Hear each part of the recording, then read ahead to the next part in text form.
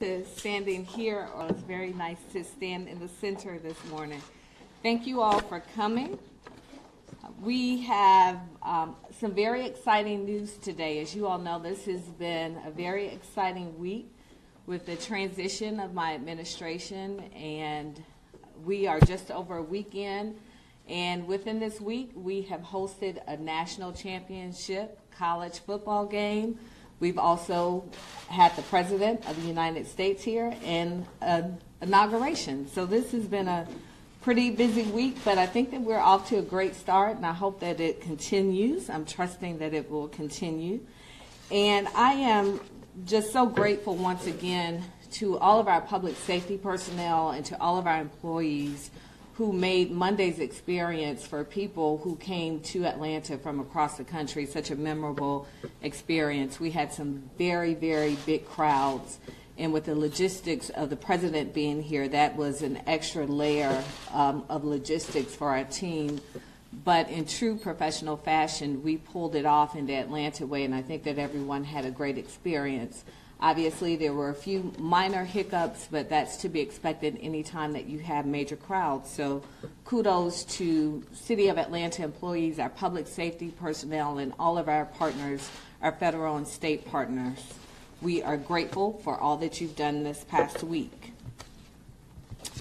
I also want to thank Larry Gellerstedt and Vicki Palmer once again for agreeing to chair the efforts on behalf of my transition of this administration and really helping to shape the team that will lead the city for the next 4 years, as well as helping to shape what our agenda will be going forward as a city. I know that we talked extensively over the past year throughout the course of the campaign and heard from our communities about what's important to our communities, and so it's very exciting that we will now have an opportunity to really put some meat with some of these initiatives and to also make sure that we have a team in place in the city that's really going to get the business of the city done so that we can go out and we can be empowered and have the confidence to do the work that we know is so sorely needed to be done within our communities.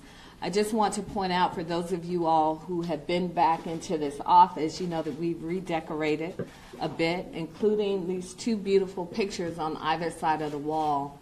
And when I came in and I saw these pictures for the first time, I really got chills in my body. And someone explained to me that these pictures are of children who were gunned down in gun violence in Chicago. And it really is a reminder, a daily reminder for me and as well as my team and anyone who comes into this office, really the importance of the work that we are doing on behalf of the city and really what it's all about. It's about our children, about the future of our city, and us being good leaders and good stewards of where we are today so that our children can have an opportunity to live and grow. And I'm just grateful that you all are here, and I am grateful to announce this 38-strong transition team. It represents a tremendous amount of diversity and depth, and really the best and the brightest in the city of Atlanta. And so with that, I will announce the team. I feel like I need a drum roll here. We have David Abney, CEO, Chairman and CEO of UPS. John Ahman, Executive Director of the Westside Future Fund. Byron Amos, Atlanta Public School Board Member, District 2. Claire Yam Arnold, CEO, Leapfrog Services. Ed Bastian, CEO, Delta Airlines, Inc. Randy Bill, Business Manager, Atlanta and North Georgia Building and Construction Trades. Raphael Bostic, President and CEO, Federal Reserve Bank of Atlanta. Matthew Brockman, Principal and CEO of Jamestown Properties. Cassius Butts, former Obama appointee for the U.S. Small Business Administration, CEO, Capital Fortitude Business Advisors. Senator Jason Carter, partner, Bondurant, Mixon and Elmore, LLP. Ron Clark, founder of the Ron Clark Academy. Shan Cooper, Chief Transformation Officer, West Rock Company. David Cummings, founder, Atlanta Tech Village and CEO of Atlanta Ventures. Mauli Mel Davis, attorney and co-founder, the Davis Bozeman Law Firm. Renee Diaz, president, the Diaz Group. Dr. Christopher Edwards, fellow trained spine surgeon, Atlanta Neurospine Institute, chairman of AHA. David Edson, president and CEO, Cox Curry and Associates. Sloan Evans, vice president, human resources, Georgia Power. Marty Flanagan, president and CEO, Invesco Limited. Clifford T.I. Harris, Grammy award-winning rapper, actor, entrepreneur, and activist. Virginia Hepner, former corporate executive and arts leader. Doug Hertz, president and CEO, United Distributors. Nancy Flake Johnson, president and CEO, Urban League of Greater Atlanta, Inc. Noel Khalil, chairman and CEO, Columbia Ventures, LLC. Allegra Lawrence Hardy, founding partner, Lawrence and Bundy, LLC. Kenny Leon, Tony Award-winning director and founder, True Colors Theater Company. Milton Little, president and CEO, United Way of Greater Atlanta. Amal Knight, director of special projects, MailChimp. Keith Parker, president and CEO of Goodwill of North Georgia. Beatrice Perez, senior vice president and chief public affairs, communications, and sustainability officer, The Coca-Cola Company. Cecil Phillips, chairman and CEO, Place Properties. Helen Smith Price, president, The Coca-Cola Foundation and vice president of global community affairs at The Coca-Cola Company. Michael Killer Mike Render, artist, activist, and businessman. A.J. Robinson, president, Central Atlanta Progress. William H. Rogers, Jr., chairman and CEO, SunTrust Banks, Inc. Dr. Catherine Ross, professor of city and regional planning and civil and environmental engineering at Georgia Tech. Carol Tomei, executive vice president and CFO, The Home Depot. And Reverend Raphael Warnock, senior pastor of Ebenezer Baptist Church. Please join me in a round of applause for all of these great public servants. And I'm sure there will be questions about who is included and who may not be included, but just so that you will know, in terms of the transition team, this is a transition team that will at some point divide into subcommittees, and there will be an opportunity and likely additions from people across the business community and our various communities to help fill out some of the subcommittees that will give us guidance as it relates to the filling of positions and vacancies, and also as it relates to creating policy and our agenda for the next 100 days. I also want to take a moment to announce today that as my very first appointment, I am naming Marva Lewis as my chief of staff. This is Marva Lewis. Marva is a great leader, an accomplished businesswoman, and a passionate advocate for the community who has been at my side throughout the campaign, and it really is an honor to bring her inside of City Hall. I have talked a lot about our campaign and really thinking outside the box, and that's really what I hope to bring into City Hall.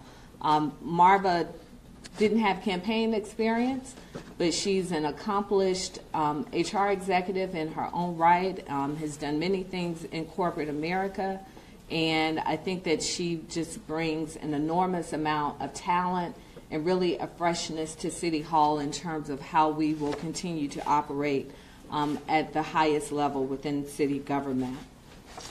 And now I would like to bring up really two people who I just don't know how they get much done outside of what's happening in City Hall, but they manage to do it effortlessly.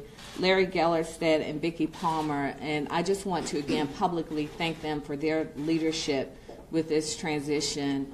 This has taken up an enormous amount of time and energy, and Vicki and Larry, I know, worked throughout the holidays to make sure that we were contacting people. They are fielding calls, and they are reaching out to people on behalf of city government. And they are doing this really because they care about this city, nothing more. And I'm so very grateful that they are giving their leadership to our team. And I think it really speaks to the passion and the interest in making sure that we have a city government that everyone can be confident in. And so with that, I will bring up Vicki Palmer for brief comments. Thank you, Mayor Bottoms. Wow, how awesome is this, Larry? It's hard to believe that we have finally arrived at this moment where we have actually pulled together this group of 38 pretty darn phenomenal people who represent the very fabric of Atlanta.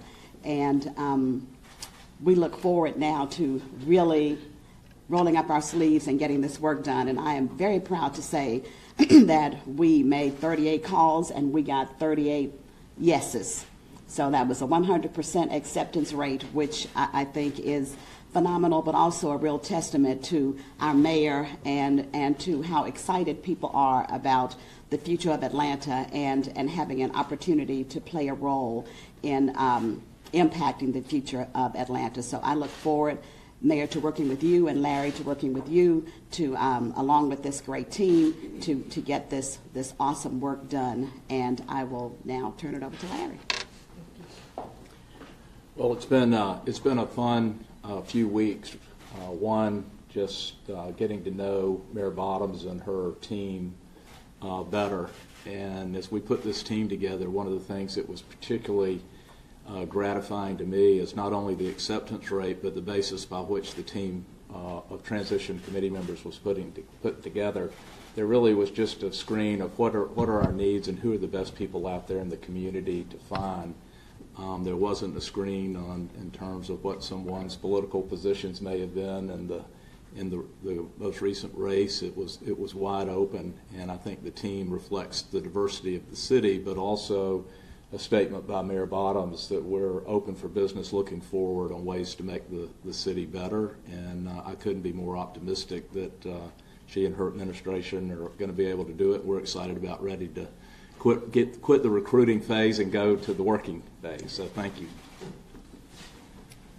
Thank you, Larry and Vicki. And I just want to remind everyone to put this in context. When you think about a transition and you think about presidential election, transitions often have 60 days to take place. Given the quickness and the turnaround from our election, we've had less than 3 weeks for a transition and an inauguration and a national championship game and a visit from the president. So things are happening at rapid speed, but I'm just so pleased to have such solid leadership by my side to help navigate this. And I cannot thank them enough, and I'm looking forward to all of the fantastic work and talent that will come forth from the work of this committee. And so with that, I will open up for any questions that you all may have. Mayor, what is your charge to these 38 individuals? What do you need them to do? I really want them to come with fresh ideas and to bring to me their recommendations for best practices in the city of Atlanta based on their varied experience and backgrounds. That's why it was important for us to have representations across communities in Atlanta. But really, Morris, what we are seeking is to make sure that we attract the best talent in the city and that we are forward thinking and not just thinking about whatever the issues are that we are facing today, but how we build and shape a leadership team that can project out for many years in the city so that we can get the meaningful work done. So Mayor Bottoms, am I understanding this right, that this transition team is working on recruiting and finding leadership, but also on policy to some extent? There will be various things that this team will do over the course of time. Part of it will deal with leadership, certainly. Part of it will be to help put some framework around some of the important initiatives that I've spoken about over the past few weeks and to give leadership to that. And also, we have already begun some working groups dealing with some of the progressive issues that at some point will come together with members of our team to help put some meat and some bones around some of the policy issues that we know we will be facing in the city, including affordability and criminal justice reform, our issue with surrounding homelessness, and jobs in the economy. So this is the start of the work that we will do, but I anticipate, and I don't want to scare anyone off of the committee before it begins, but this is likely not a short-term proposition. Larry and Vicki are probably going, oh. So it's not 90 days. Mayor, what's the biggest challenge the city faces right now? What's keeping you up at night? I think the biggest challenge, obviously, is being mayor of the city right now. I mean, this obviously is new for me. I'm sorry, what's the biggest challenge the city faces? The city faces. I'm sorry. I thought it was all about me. I apologize. I think the biggest challenge that we're facing is our affordability issue right now. This is an issue that it really has been difficult for us to keep pace with, and it's impacting so many things throughout the city. And I know, I've heard some people say that it didn't really impact all of Atlanta, but it does, because this conversation about equity and affordability, I think, is really what you're seeing, some of the rumblings and anger in some of our communities, and I think it's impacting any number of things. And I think that it's a very close second to the challenges that we're facing with our schools. These are long-term issues that we have to deal with in the city. But certainly there continues to be just the day-to-day business of the city that will always be a challenge in making sure that we are carrying forth the business of the city in the way that it should be addressed. Another topic, can you talk a little bit about your decision to put reform of the cash bail system in the city on your list of top priorities for your first 100 days? Why is that an important issue to you and what you hope to achieve? Well, I think it goes back again to this issue of equity. And when we know that we have people in the city of Atlanta who are incarcerated simply because they can't afford to pay to get out of jail, then that's certainly a concern. And it's something I've asked our law department to take a very close look at to see if there's something that can immediately be done to remedy this as we look for long-term solutions. So stay tuned. And just the other issue, we still have to deal with our procurement issue in the city of Atlanta, and that's going to be a priority to make sure that we are doing a complete overhaul of our procurement department. It's important because there's so many people who don't have confidence in how we are operating as a city right now. And I think it's important that we begin to make sure that we put into place things and processes that will give people confidence in how we are operating as a city. So that's certainly a priority. Mayor Bottoms, how do you see the transition team coordinating with the Atlanta Committee for Progress? I know there is some overlap. And can you talk a little bit about how the work schedule will, you have some CEOs, you have a whole bunch of diverse people who are serving on this team. How do you see them contributing in terms of time or involvement in your different initiatives? Well, we certainly are working around very busy schedules and people who are running very big corporations and companies in the city. And so it will be, as with any project and any blue ribbon commission that we have created within the city of Atlanta, we will work within the parameters that we have in terms of time and input, but we will look to the committee and the various subcommittee chairs to help work out the logistics. But we certainly know that there are searches that will need to begin immediately because we have movement in the city of Atlanta. But these are very talented people who juggle multiple matters a day, and I'm sure that this will just be another one of those things that they are able to schedule and juggle. But I'll look to the various subcommittee chairs to give us guidance on how best to facilitate the process. And it sounds like with searches that you reached out to some search consultants about offering pro bono services. I know that's been something that's been done in the past. And lastly, the ACP relationship. So that will begin, and ACP will play a very important role in helping facilitate some of the work that we're doing with some of these searches. ACP has been a tremendous asset to previous mayors, and I'm looking forward to continuing to take advantage of the resources and the input from the ACP members as we navigate this transition. we're at a point where we have kind of a remarkable political syzygy on all sides. Everybody agrees. We want affordability, we want transportation, we want more public safety commitment. The big question is, I hate to be that guy, but I guess I'm that guy, where's the money come from? Well, I think, Keith, we have the benefit in the city of Atlanta that we have wonderful stakeholders in the city who don't just care about making money in the city, but they actually care about leaving the city better than they found it. We've been very creative in the past when we have had initiatives, very creative and very thoughtful in how those initiatives are funded. And I think that we've seen our greatest success when we have a collaboration of city, state, community partners, corporate partners, and I don't think that it will be any different. You know, we've heard it said before, doing difficult things is very difficult. So I don't think it will be easy, but I think that it is possible.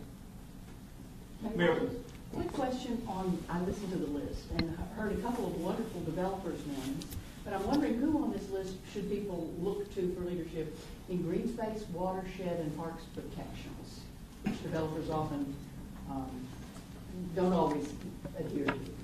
And that's a great question. And again, this is a core transition team, and we will subdivide into subcommittees, and we will be able to fill in accordingly with those various subcommittees.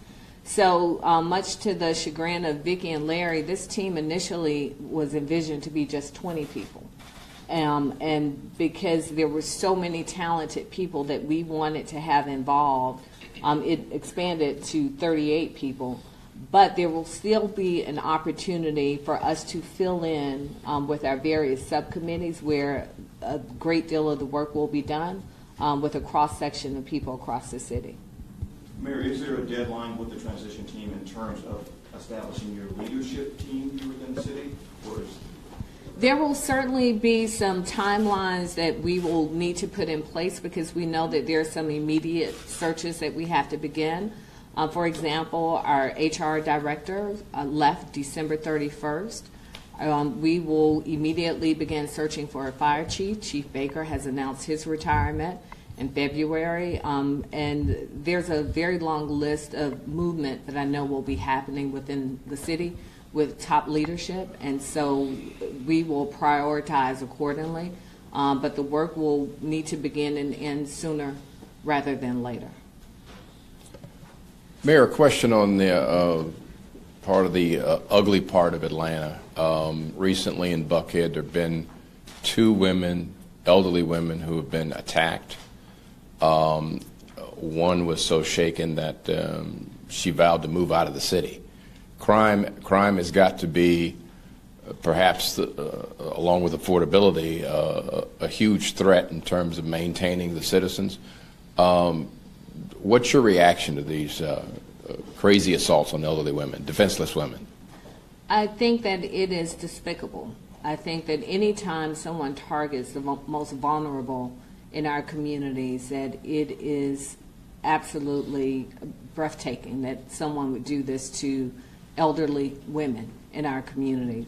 That being said, again, Morris, as I mentioned, there are larger long-term issues, and then there are the everyday issues that we face and the reality of living in a city. And crime is one of those very ugly part of what we have to deal with in the city of Atlanta. What I would say specifically as it relates to those attacks, I know that APD is following several leads. They are also asking people if you have security cameras, if you have cameras on your home or your businesses, to please go back and look at that footage and provide APD with any information that you think may be helpful. Even if you think it's nothing, we would rather have APD vet that information. But we have to continue, obviously, our policing in our cities, but we have to get smarter about how we police in the city. We've talked a lot about where we want to be in terms of the number of officers in our city, but also increasing our technology in the city with our camera network. We have a vast camera network right now, and it can be even bigger. And just making sure that we have proactive policing in our communities. When we react to crimes, we're on the other side of something bad that's happened. And so I think if you talk to Chief Shields, you'll know that there really is a bigger push towards community-oriented policing. And hopefully we can begin to see a real decrease in crimes like this. But I just hope that the public stays vigilant and engaged in making sure that they are looking at the resources that they may have right on their fingertips and provide us information. Mayor, I talked to Chief Shields regarding the judicial system and the revolving door, if you will. Sometimes they arrest the people, the bad guys, and then pretty soon they're back out. And that's a sense of frustration for her and the department. Your thoughts on how we can fix that, or your thoughts on it in general, please? No, that's a continuing problem, and that's why it's important that we continue to work with our partners and our stakeholders across the city. This is not just a City of Atlanta problem. This is something that we've been working with our judges. We've been working with the Atlanta Police Foundation to come up with some meaningful structure and processes to make sure that people aren't just revolving in and out and back onto our streets and committing crimes on our streets.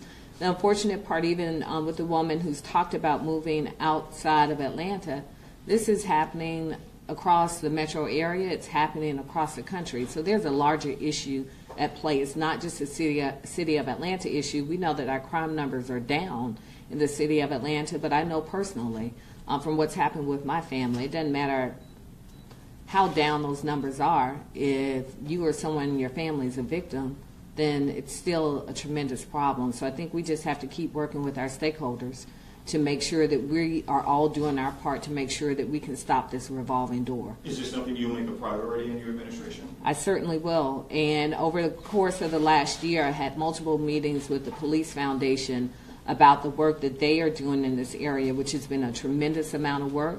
And the Police Foundation was very forward-thinking and not wanting to wait until day one for a new mayor to come in, that they wanted to make sure that their work and their agenda was already top of mind, and it certainly is. So I look forward to that. And one of those meetings included meetings with some of the Superior Court judges and with the district attorney about how we can all work together to address this revolving door.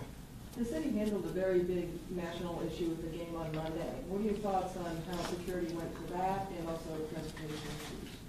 I think that the security plan that was executed was a great plan. I think that it was executed very well. Anytime you have a president of the United States announcing within a few days that he will be attending a huge event, then it certainly makes you have to shift and readjust. That being said, I think that APD